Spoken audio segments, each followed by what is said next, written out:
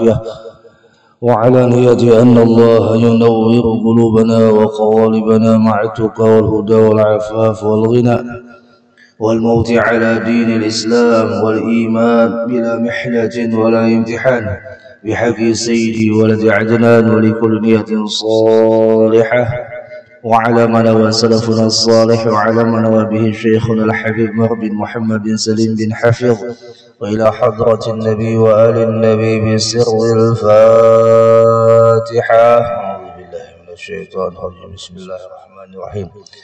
الحمد لله رب العالمين الرحمن الرحيم مالك يوم الدين، إياك نعبد وإياك نستعين، اهدنا الصراط المستقيم صراط الذين أنعمت عليهم غير المغضوب عليهم ولا الضالين، آمين. السلام عليكم ورحمة الله وبركاته.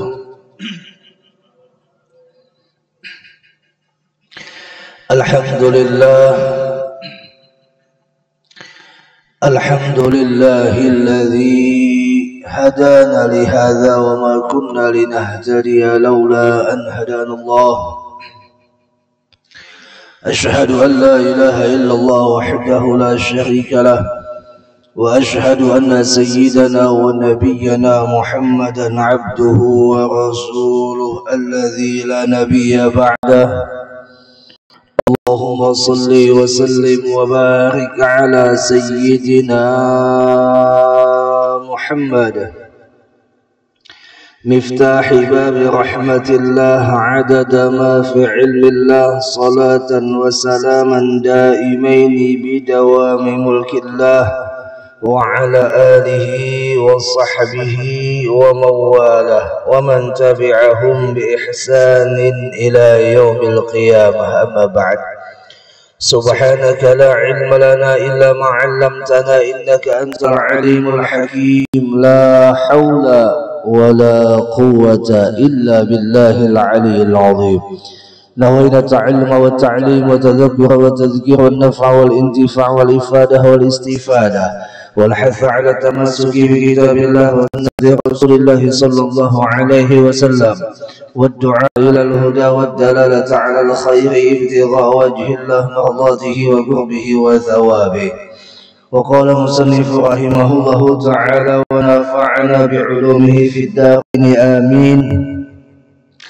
قطع السائرين له والواصلين إليه عن رؤية أعمالهم وشهود أحوالهم. أما السائرون فلأنهم لم يتحققوا الصدق مع الله فيها، وأما الواصلون فلأنه غيرهم بشهوده عنها. Bapak Ibu jamaah Masjid Al-Mu'minin yang sama-sama dimuliakan oleh Allah dan lagi dicintai oleh baginda Rasulullah, mudah-mudahan amin. Di subuh Jum'ah yang mubarakah ini kembali Allah menetapkan kita semua dengan liputan hidayah, taufik dan inayahnya, sehingga salat subuh berjamaah tadinya kita melaksanakan pada zahirnya, namun pada hakikatnya adalah Allah jua yang telah memberikan pertolongannya. Hingga kita duduk niat i'tikaf sambil menunggu terbitnya sang mentari, dengan sama-sama menunaikan kewajiban kita untuk menuntut ilmu agama, yang kewajiban ini ada batasnya hingga wafatnya kita. Sebagaimana Nabi mengatakan, utlubul ilma minal mahdi ilal lahdi. Tuntutlah ilmu, ujar beliau, mulai buayan sampai ke liang lahat. Jadi kewajiban orang menuntut ilmu tidak ada batasnya sampai dia mati. Mudah-mudahan dengan taufik inayah dan hidayah Allah kita sama-sama menunaikan kefarduan kita ini adalah yang mana Allah berikan ilmu yang menjadi cahaya keselamatan bagi kita untuk menjalani hidup di dunia sampai akhirat hingga masuk ke dalam surga. Amin Allahumma amin. Dan bukan itu saja, Nabi menjanjikan pula orang yang duduk di majelis ilmu dosa-dosanya diampuni oleh Allah, dosa mama abahnya pun ikut diampuni oleh Allah, dosa keluarga sahabatnya pun diampuni oleh Allah. Mudah-mudahan amin. Bapak Ibu jamaah rahimakumullah wa azabakumullah, menyambung kajian kitab Futuhul Arifin fi bayani a'malis salikin wal wasilin ilallah. Berkata musannif daripada Al-Imam Ahmad bin Muhammad ibnu Athaillah As-Sakandari rahimahullahu ta'ala wa nafa'ana bi'ulumihi fid darini amin. Ujar beliau, qata'as sairina lahu, tercegah atau terputus akan orang-orang yang sedang menjalani perjalanan menuju Allah. As-sairin bermakna as-salikin, wal wasilina ilaih, dan juga terputus, ujar musannif, orang-orang yang sudah sampai kepada Allah. Apa yang terputus? An ru'yati a'malihim, terputus pandangan matanya terhadap amal-amal mereka. Artinya ketika mereka beramal, kada lagi melihat amalnya. Wa syuhudi ahwalihim, dan juga terputus mereka itu memandang dan mengusyahadahkan keadaan mereka. Dalam beramal mereka kada lagi memandang aku salik, aku wasil, aku arifin, aku mutakin, kada lagi. Umpama ada orang kuliah, dan di antara orang kuliah ini beraneka ragam tujuan dia kuliah. Ada kuliah tuntutannya ilmu, ada juga kuliah tuntutannya ijazah. Maka perbedaan kualitasnya jelas akan terlihat. Walaupun dua-duanya sama lulus kuliah, yang satu tuntutannya ilmu, mau dapat ijazah mau kada dapat ijazah dia tidak peduli, dia masuk di perkuliahan itu hanya untuk mendapatkan ilmu, bukan titel. Ada orang kuliah hanya untuk titel dan ijazah. Lalu ketika orang ini mendapatkan ijazah dan titel, tumbuh di dalam hatinya membanding-bandingkan dengan orang yang tidak mendapatkan titel atau yang tidak mendapatkan ijazah. Nah, sedangkan orang yang kuliah dari tuntutannya ilmu, dia dapat ilmu, cukup baginya dengan ilmu itulah membuat dia bahagia. Kalau orang yang satunya yang tuntutan ijazah, cukup dengan ijazah itulah membuat dia bahagia. Walaupun IPK-nya anjlok, ya kan? Walaupun IPK-nya kada kamenlok, itu bahasa kuliah lah. Kalau sudah IPK-nya kamenlok, ya kan, 4 IPK-nya, Masya Allah. Ini mahasiswa atau mahasiswi kesungguhan dalam menuntut ilmunya terlihat.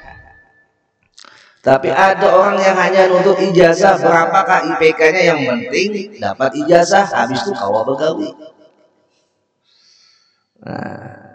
Nah itu dia, ketika kita berjalan menuju Allah, dibersihkan tujuan-tujuan selainnya.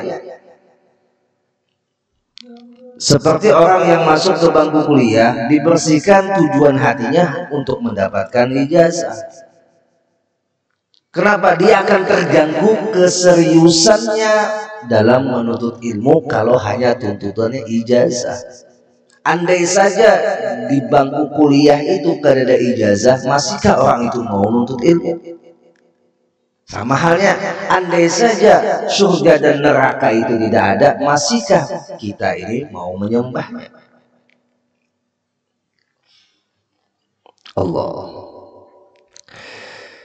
Lalu ujar beliau lagi, ada perbedaan antara sairin lawan wasilin, antara orang yang sedang berjalan menuju Allah dengan orang yang sudah sampai kepada Allah.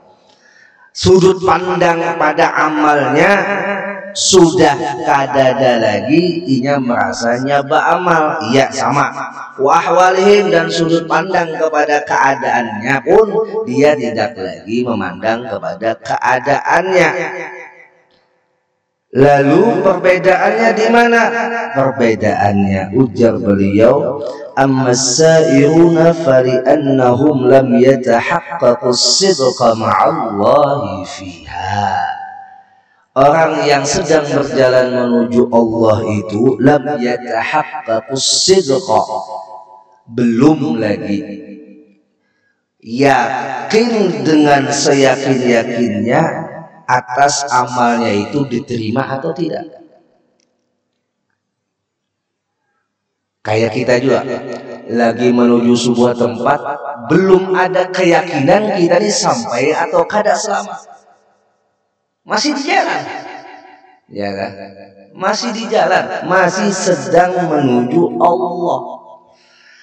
Nah, orang salik ini masih ada kekhawatiran amalnya itu rusak dan akhirnya tidak sampai kepada tujuan. Sama halnya orang tadi mudik, ada kekhawatiran mobilnya rusak, ada kekhawatiran jalannya salah, ada kekhawatiran jalannya rusak, ada kekhawatiran adanya bencana sehingga dia tidak sampai kepada tujuan. Nah, ini yang dirasa orang salik. Sedangkan orang wasil, fali'annahu ghaibuhum bisuhudi anha, ya udah, kalau udah sampai dia kada lagi mandang perjalanannya, yang ia pandang sudah nampak wujud Allah. Tapi yang namanya orang wasil ini maqam sekelas Nabi kita. Wasil, kalau kita tuh ditanya kayak apa gerang orang wasil, maka jawabannya sebutin aja Nabi Muhammad, selesai. Kalau seumpama kayak apa wasil, kayak aku nih panglah tuh ada wasil belum tuh, ya. Dan juga perbedaan antara salik dengan wasil, orang salik ini kehati-hatiannya dalam berjalan menuju Allah, lalu dia fokus untuk memperhatikan cara beramalnya. Sedangkan orang wasil sudah tidak lagi memperhatikan itu, oleh sebab sudah sampai. Orang wasil berarti sudah salik. Kadang mungkin orang itu bisa wasil sebelum dia salik. Apa itu wasil, apa itu salik, sudah ulun jelaskan lagi bahwasanya, lu kembalikan di penjelasannya. Orang salik sedang berjalan, orang wasil sudah sampai. Karena mungkin orang ini sudah sampai kalau kada menjalani dulu. Jadi kalau ada orang itu kada sembahyang, kada puasa, ya kan, kada melakukan syariat, bapak wasil untuk haramput. Nyampun maaf aja lah, haramput. Kenapa orang wasil adalah orang yang sudah menjalani perjalanan menuju Allah, yang mana dia sebut wasil sampai sudah memusyahadakan wujud Allah. Arti memusyahadakan itu bukan kita memadahkan wujud Allah itu bercungkung yang kayak kita la haula wala quwwata illa billah, kada boleh, wal'iyadu billah, kada boleh kita mengatakan atau membayangkan wujud Allah begini-begini. Laisa kamitslihi syai', itu etikat kita. Tidak boleh diumpamakan dengan apapun itu Allah. Hatta dengan cahaya. Malam-malam tiba-tiba pian tahajud melihat cahaya, cus, Allah telah menampakkan ujarnya. Tidak boleh. Wujud Allah itu tidak bisa diumpamakan dengan makhluk apapun. Lalu kayak orang itu merasakan wujud Allah itu ada, nampak wujud Allah itu di dalam dirinya, tidak lain ada lagi memunculkan dirinya, yakni memunculkan Allahnya. Ulun kembalikan pembahasan ini kepada pembahasan sebelumnya. Ada yang namanya syuhudul kathrah fil wahdah, ada yang namanya syuhudul wahdah. Syuhudul wahdah fil kathrah, syuhudul kathrah fil wahdah. Kalau syuhudul wahdah fil kathrah, dia menyaksikan Allah yang tunggal dengan yang banyak. Lawan yang menyaksikan yang banyak, lalu timbul wujud Allah. Nah, ini orang salik syuhudul kathrah bil wahdah. Dia melihat alam, melihat segala sesuatu masih Allah. Di situ baru nampak dia melihat Allah. Masih ada perantara. Nah, sedangkan syuhudul wahdah bil kathrah, yang lainnya kada lagi dah tenggelam, yang ada Allah. Kalau yang tadi orang salik melihat yang banyak, pian melihat bama, orang tu bama ada melihat wujud Allah dalam amal orang itu. Kenapa? Karena yang menggerakkan siapa? La tataharraku dzarratun illa biidznillah. Tidak bergerak satu zarrah pun kecuali izin Allah. Hatta daun pun jatuh dari pohon, itu semuanya adalah aturan dan gerak-gerik yang dimana Allah tetapkan. Kada ada yang bergerak. Hatta pernah satu ketika waktu jalsah khos di malam Kemis, di mana di Darul Mustafa itu ada malam Kemis yang khusus jalsah dengan Guru Mulia Al Habib Umar. Itu pembahasannya masalah ma'rifat. Pada saat itu ditanya beliau kepada murid-muridnya, kata beliau, maaf, beliau menanya kepada murid-murid beliau, ujar beliau, yakinlah buah nikam, ini bahasa Banjar, yakinlah buah nikam. Tuh daun pohon bergerak oleh tiupan angin, ataukah karena ada gerak Allah di situ? Ditanya murid. Tuh pohon bergerak, apakah karena tiupan angin atau karena ada gerak Allah di situ? Murid ini beraneka ragam menjawab, karena angin sebagai perantara. Ada yang situ karena ada gerak Allah. Yang karena angin perantara berarti masih salik.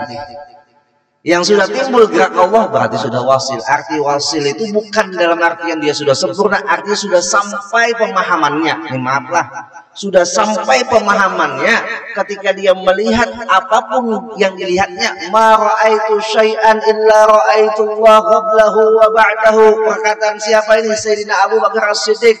Tidaklah aku melihat sesuatu kecuali aku melihat Allah. Nah, ini sudah makam wasil tadi. Karena ada lagi yang dilihat, yang mencukung banyak kan dilihat lagi wujud Allah. Makanya apabila orang wasil pemahaman hatinya, itu dia melihat orang yang ahli maksiat aja kadang melihat kejelekannya.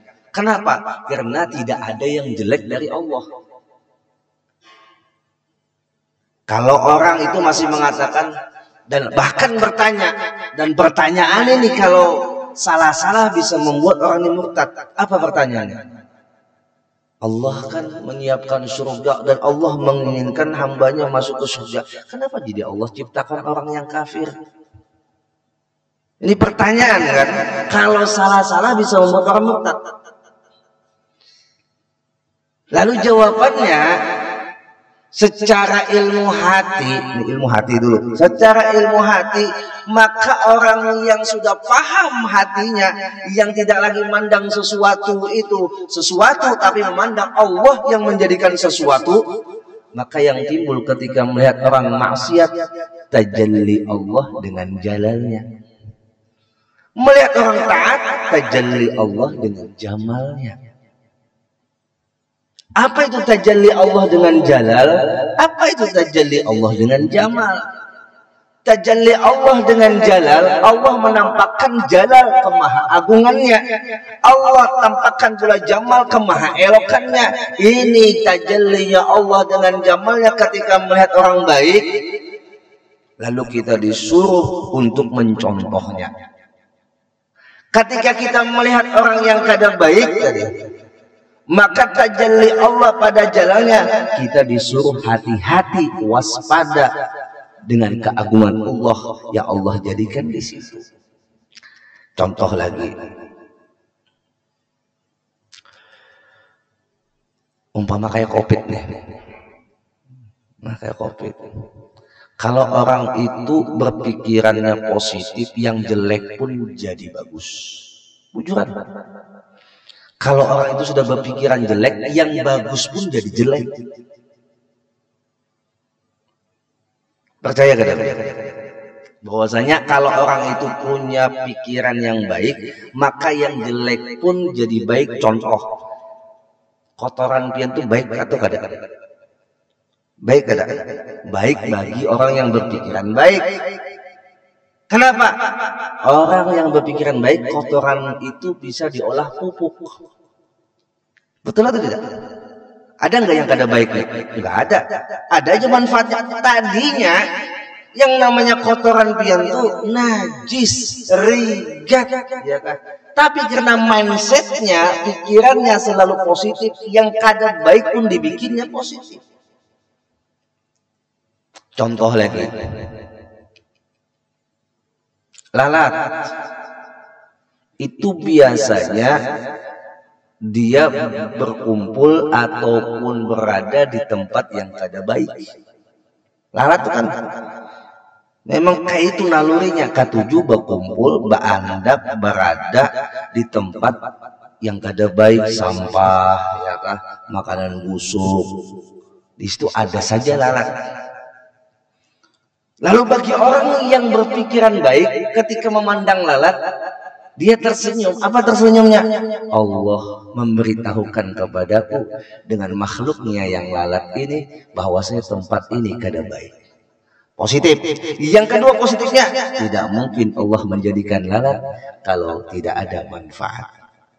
Oh, ternyata selidik demi selidik, buka hadis, ternyata ada hadis Nabi mengatakan apabila lalat itu jatuh di dalam gelas yang berisikan air, lalat itu masuk ke dalam gelas kita, maka ujar Nabi, tenggelamkan keseluruhan badannya. Jangan langsung dibuang, tenggelamkan ke seluruh badannya. Kenapa? Karena di sayap kirinya ada racun, di sayap kanannya ada obatnya. Nah, diteliti lagi oleh orang-orang pakar masalah penelitian, sampai ulun pernah ketemu satu video, di mana video itu anak-anak SMK ke SMA kalau lupa ulun, daerah Jawa. Mereka meneliti tentang hadis Nabi mengenai lalat. Akhirnya ketemulah di situ obat diare. Dari lalat yang asalnya menumbuhkan diare, ternyata di badannya pula ada obat diare. Itu Allah hadirkan di situ. Jadi Rabbana ma khalaqta hadza batila, yang disebutkan di dalam Al-Qur'an, wahai Tuhan kami, ma khalaqta hadza batila, sungguh tidak ada penciptaanmu itu yang batil. Ada. Covid diturunkan kada batil bagi orang yang memandang positif. Kada mungkin Allah menurunkan Covid hanya untuk merusak makhluknya. Mungkinlah. Kada. Apa tujuan Allah turunkan Covid? Adalah pertama, mengobati penyakit sombongnya manusia. Memang secara zahir Covid adalah virus bagi jasmani, tapi secara tidak langsung menjadi obat kesombongan manusia. Yang sombong-sombong mengandalkan alat canggih, ayo banyak Covid ujar Tuhan ku turunkan, sudah gelabakan. Yang sombong-sombong mengandalkan sedikit-dikit imun, vitamin, obat. Kadang salah kita berikhtiar. Cuma ada yang sombong yang mengatakan, aku nih walaupun kayak apapun tinggal minum obat tampi hai. Iya. Kadang ada lagi menyandarkan obat itu dari Allah. Kadang ada lagi menyandarkan alat canggih itu dari Allah. Yang munculnya alat canggihnya, obatnya, Allahnya hilang. Cus Allah hadirkan COVID dan gelabakan. Belum lagi kiamat. Hanya COVID Bapak Ibu. Kayak apa mun kiamat? Obat untuk menurunkan dan menghilangkan kesombongan manusia. Tidakkah sebelum COVID dulu di zaman Nabi ada wabah taun? Sama aja. Virus juga itu wabah taun. Mematikan juga. Penularannya pun sama. Untuk apa Allah turunkan? Tidak untuk merusak tatanan manusia. Tapi untuk memperbaiki nih. Musyahadah hati manusia yang sudah lupa dengan Allah. Yang terlena. Biasanya orang yang terlena ini yang orang asyik. Asyik lalu diingatkan. Nah, cara Allah mengingatkan salah satunya adalah dengan adanya COVID. Sungguh rugi bagi orang yang ketika diingatkan tapi kadang mau sadar itu adalah peringatan. Tidakkah Allah tajalli dengan jamalnya, Allah kabarkan surga? Tidakkah kita tahu Allah tajalli dengan jalalnya, Allah kabarkan peringatan neraka? Lengkap pada jamalnya Allah hadirkan surga, jalalnya Allah hadirkan neraka. Begitu juga hidup kita di dunia Bapak Ibu. Tidak ada yang batil, tidak ada yang salah kepada Allah. Jangan sampai ada terbesit di hati kita, kenapa ya Allah turunkan COVID? Nah itu berarti orang itu sudah kada pinandu lawan Tuhan. Sampai bertanya seperti itu. Kalau orang pinandu lawan Tuhan, Allah turunkan COVID, Allah turunkan ini, flu Hongkong, flu babi, apa-apa namanya bahari itu.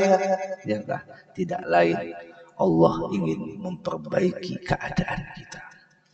Memperbaiki keadaan kita bagaimana? Keadaan kita dengannya. Bukan keadaan kita dengan dunia. Kalau hanya memperbaiki keadaan kita dengan dunia, berapa tahun kita di dunia? Dagoi mati. Selesai sudah. Tapi Allah inginkan keadaan kita baik kepadanya, bukan baik kepada dunia. Nah Bapak Ibu, bersyariat itu jalan salik. Sudah ketika sampai syariatnya pun ketika dia melakukan kadang muncul di dalam hatinya itu gawian inya, selesai. Kayak pian minum obat. Takut minum obat, habis pian minum obat, alhamdulillah.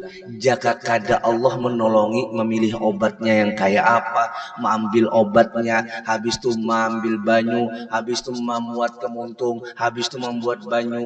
Andai saja Allah kada menolongi, aku berdiam kayak ini stroke.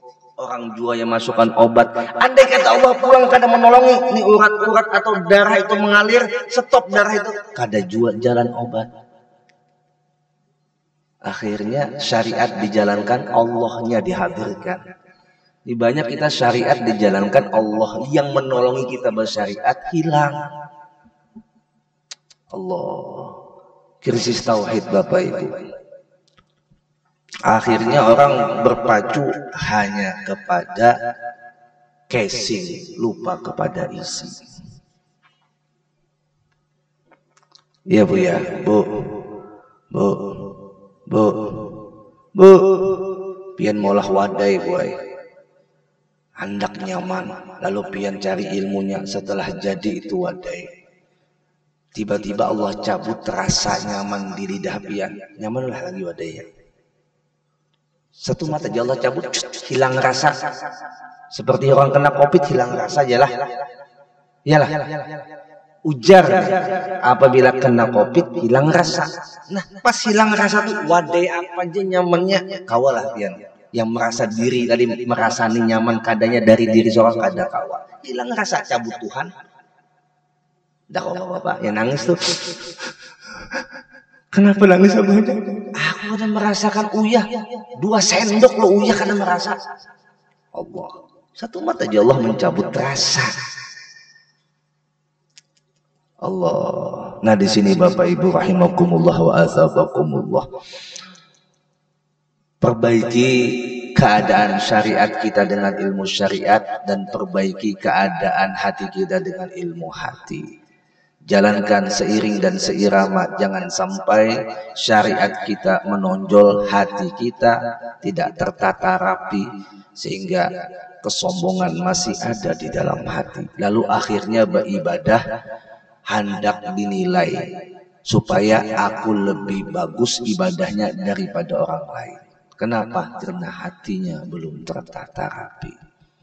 Orang yang hanya mengandalkan ilmu syariat, maka ketika dia keluar, ketika dia bergaul, ketika dia bermuamalah, akan timbul di dalam hatinya, ini amalnya cetek, ini amalnya kada seperti itu, timbul seperti itu. Tapi kalau orang bersyariat, ilmu hatinya sudah mulai ia tata rapi, pelan-pelan. Dia setelah beramal, kadada merasa amalnya yang baik, kadada merasa dirinya yang baik. Bahkan kadada lagi membanding-bandingkan amalnya dengan amal orang lain ketika amalnya melonjak. Tapi ketika amal orang lain melonjak, dia mencontoh. Kenapa? Karena ujar Nabi, apabila masalah akhirat pandang ke atas, masalah dunia pandang ke bawah. Jangan dibalik, masalah dunia pandang ke atas, masalah akhirat pandang ke bawah. Contohnya bagaimana? Orang yang memandang dunia ke atas itu biasanya datang, umpama inilah lakian, umpama datang bini kita habis berjalan, ucap wabahnya, tuna bininya adul, hanyar pulang, baju lon emas. Lalu ujar pian sebagai laki, udah umanya eka dusah kita mandang ke atas, mandang ke bawahnya, alah dasar ada mampu pian. Umpama inilah. Nah ini kalau sudah memandang ke atas masalah dunia, kada bakalan tumbuh rasa syukur. Lalu bila dia memandang akhirat ke bawah pulang, datang pian bekesah lawan anak, umpama nak tuna, tadi abah melihat ada anak si anu tuh hafal Quran, nak kayak apa pian, mudahan pian hafal Quran. Ujar anak kita, alah baik yang kayak ini disyukuri. Nah ini salah. Kalau masalah akhirat tidak ada istilah syukur apa adanya, tidak ada istilah cukup. Kalau masalah akhirat terus tidak ada rasa puasnya, itu akhirat. Bersedekah tidak ada batasannya, hari ini bersedekah, besok ampih dah, ada. Sembahyang sudah puas lalu tamat sembahyang, ada. Puasa sudah cukup, Ustadz puasa ulun sebulan Ramadan, lalu Ramadan akan datang kada puasa lagi, ada. Wa'bud rabbaka hatta ya'tiyakal yakin. Sampai kapan kita menyembah Allah? Sampai kita benar-benar hatta ya'tiyal yakin, sampai datang ya keyakinan, atau di mana hari itu kita akan melihat hasil daripada yang kita gawi. Dan kita pun pada saat melihat hasil itu, rasa yang masih kita yang menggawi akan mendapatkan nilai seitu aja. Tapi bagi orang yang sudah kadang merasa aku yang menggawi, kita yang menggawi, tapi gawian Allah, nah ini hasilnya sudah mutu qabla an tamutu. Matilah kalian sebelum kalian mati. Bagaimana mematikan jasad, menghidupkan roh. Lihat orang mati, jasadnya yang terkujur kaku, rohnya masih hidup. Itu maksudnya mutu qabla an tamutu. Jadi jasadnya kada lagi timbul, yang timbul rohaninya. Allah. Ya tadi Bapak Ibu, orang yang sudah berjalan di jalan salik lalu sampai kepada wasil, hidupnya kada kawa lepas dengan Allah. Kada kawa lepas. Sungguh ironis, ampun maaf, sungguh ironis dan sangat juga menyakitkan hati kita kalau orang-orang yang secara zatnya sudah Allah katakan, innama yuridullah liyudhiba ankumur rijza ahlal baiti liyutahhirakum tathira. Di dalam Al-Quran kan disebutkan hanya saja, innama itu adatu hasrin. Kalau orang belajar ilmu nahu tahu maksud adatu hasrin apa artinya. kada ada yang lain spesial. Ini ranah spesial, khususiyah. Liyudhiba ankum, menghilangkan daripada kalian. Siapa kalian? Ahlal bait, keturunan Nabi. Rijza, dari kotoran.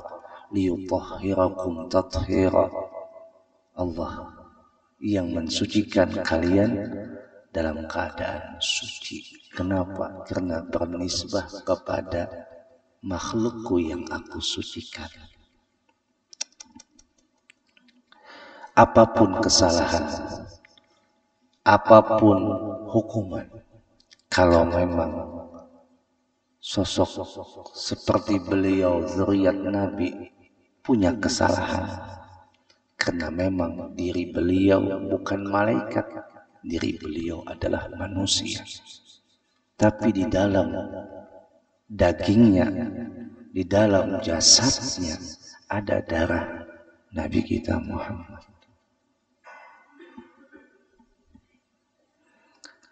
Jangan sampai timbul di dalam hati kita ikut-ikutan menghina bahkan melecehkan. Ada yang bertanya, Ustaz, kalau Habib itu jalannya kada sesuai dengan datunya, umpama Habib itu mabuk, bagaimana kita menyikapinya? Sikapilah dengan bijak. Bagaimana sikap dengan bijak? Jangan diikuti tapi tetap dihormati. Gimana contohnya? Tidak diikuti tapi tetap dihormati. Contohnya kuitan pian. Mun kuitan pian jadi maling, ya kah? Maka kuitan pian yang jadi maling, jangan pian ikuti jadi malingnya, tapi pian sebagai anak tetap dituntut wajib menghormatinya. Paham? Itu kedudukan mereka. Allah.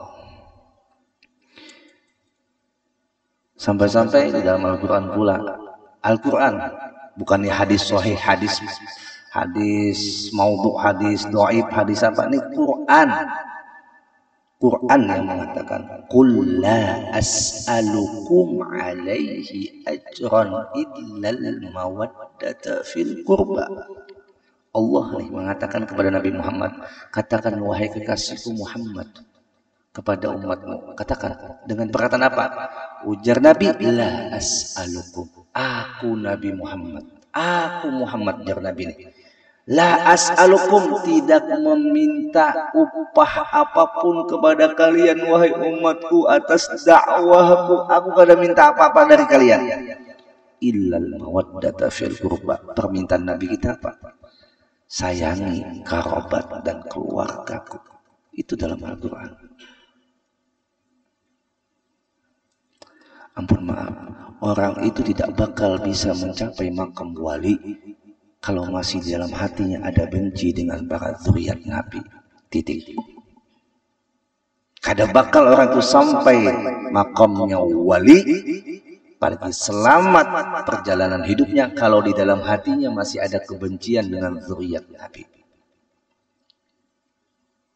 Lihat aja semua wali, semua ulama yang abadi namanya sampai saat ini disebut-sebut, tidak ada satupun kata meremehkan bahkan melecehkan para zuriat Nabi.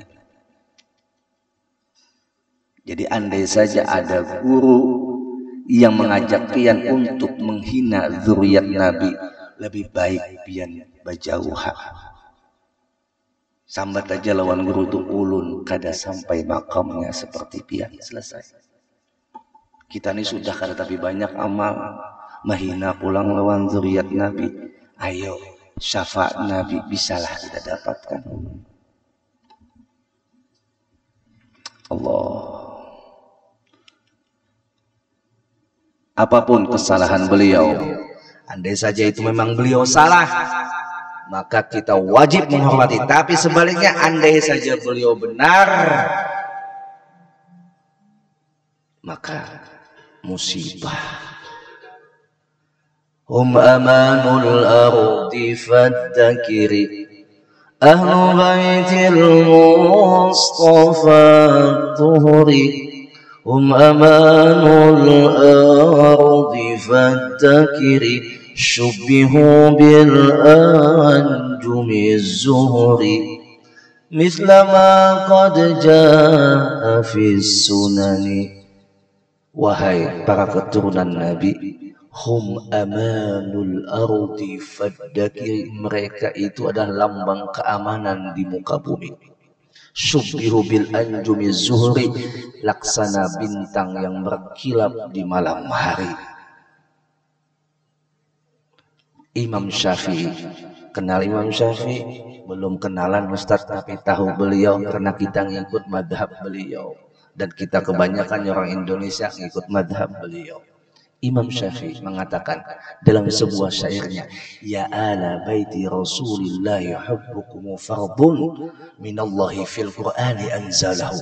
Wahai keturunan anak Nabi Muhammad, kata Imam Syafi'i, hubbukum, cinta kepada kalian, fardun, wajib, kata beliau.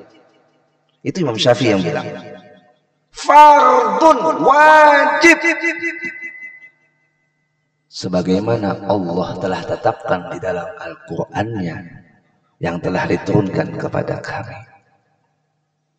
Itu Imam Syafi'i yang bilang. Allah.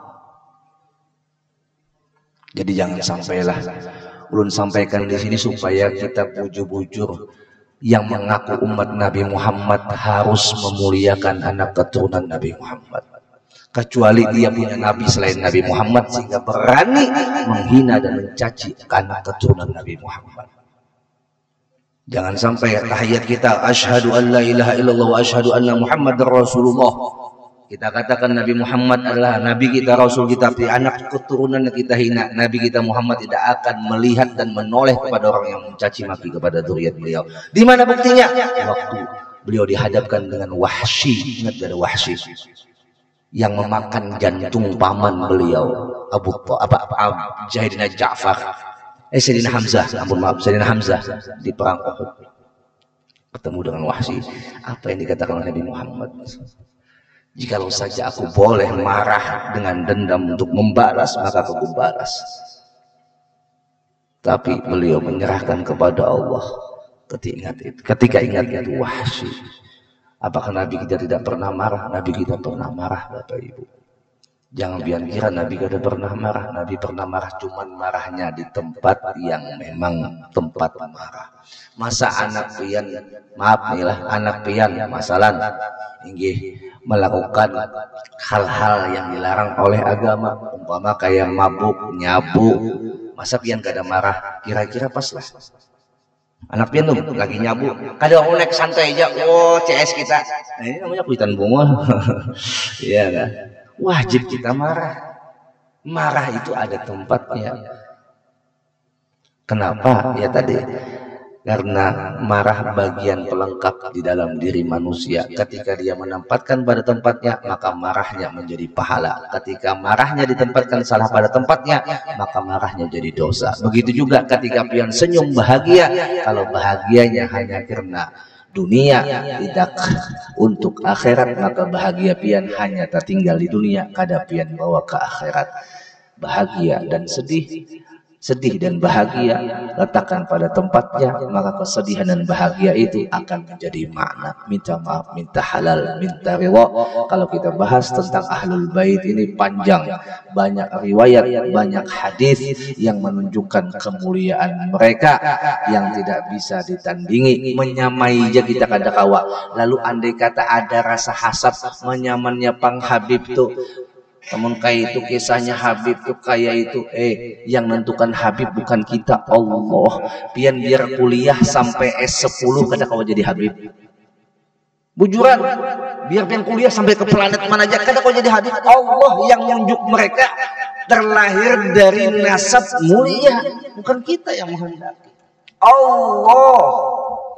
Kalau pian ingkar dengan keberadaan mereka, pertama pian ingkar dengan Al-Quran. Karena di Al-Quran disebutkan tentang mereka. Allah. Hati-hati kita lah. Di zaman ini dibikin kita benci dengan orang-orang yang dicintai oleh Allah. Sesalah apapun mereka, ya tadi tidak terlepas mereka juga manusia, sama kayak kita. Tapi ada satu kelebihan yang kita kadang kala dapati, di dalam dagingnya ada darah Nabi Muhammad. Itu yang kadang kala kita dapati. Sebagai penutup, mumpung lu ingat, Ummu Aiman, seorang khadamnya Nabi Muhammad yang suka bersih-bersih di rumah Nabi Muhammad. Satu ketika di subuh hari setelah sholat subuh, Ummu Aiman biasa menyapu di rumah Nabi kita. Melihat ada mangkok berisi banyu di muka lawang. Dilihat Ummu Aiman, ini mangkok berisi banyu tapi banyunya bau harum. Lalu Ummu Aiman tidak segan-segan meminum, oleh sebab ujar Ummu Aiman biasanya apabila diletakkan oleh Rasulullah di parak lawang berarti hendak dibuang oleh Rasulullah. Daripada dibuang mereka minum. Diminum oleh Ummu Aiman itu banyak. Datang Rasulullah setelah isyraq dari Masjid Nabawi, karena Masjid Nabawi dengan rumah parak. Datang lalu bertanya Rasulullah, Ummu Aiman, adakah engkau melihat mangkok yang berisi air di dekat pintu ini? Jawab Ummu Aiman, nggih wahai Rasul, ada melihat. Mana mangkoknya? Ada wahai Rasul di belakang. Mana banyunya? Sudah ulun minum. Ummu Aiman, ketahuilah itu air kamehku, ujar Nabi. Itu air kencingku, ujar Nabi. Tapi Nabi pada satu marah, ada apa ucapan Nabi yang diabadikan dalam hadis? Apa saja yang ada padaku masuk ke dalam jasadmu, haram api neraka menyentuhmu. Itu hanya kami, kayak apa darah Nabi Muhammad ada dalam daging mereka. Itu aja. Banyak dalil yang mengatakan rambut Nabi itu dibakar kada mau.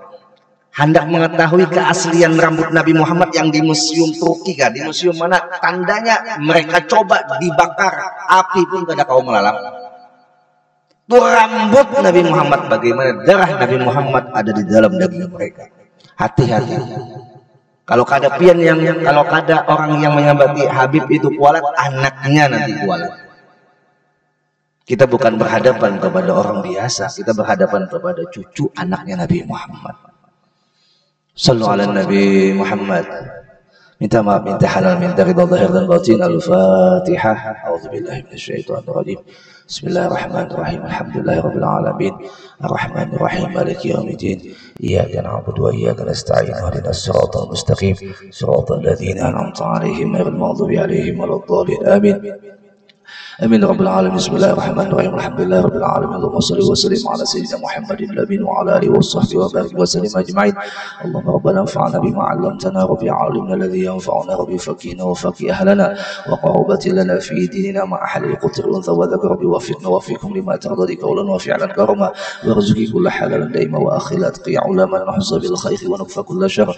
ربنا واصلحنا كل شؤون واقي رب رضا من كل عيون، واقضي عنا ربنا كل ديون قبل أن تأتينا رسل المنون، واغفر استر أن تكرم من ستر، وصلاة الله تغش المصطفى من الحفظ عنا والوفاء بكتاب فيه للناس شفاء، وعلى آل الكرام الشرى، وعلى الصحب المصابيح القرى. اللهم اهدنا بهداك واجعلنا من يسافر في رضاك، ولا تولنا وليا سواك، ولا تجعل من خلف أمرك وعصاك. حسبنا الله ونعم الوكيل، ولا حول ولا قوة إلا بالله العلي العظيم. وصلى الله على سيدنا محمد النبي وعلى آله وصحبه وسلم. الحمد لله رب العالمين. تقبل الله منكم.